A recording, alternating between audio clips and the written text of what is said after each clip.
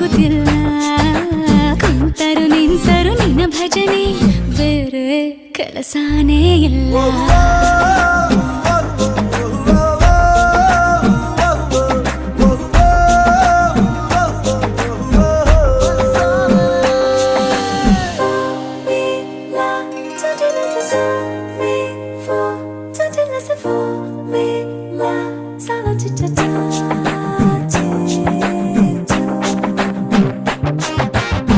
ದಿನರಾತ್ರಿಯು ನಿಲ್ಲದೆ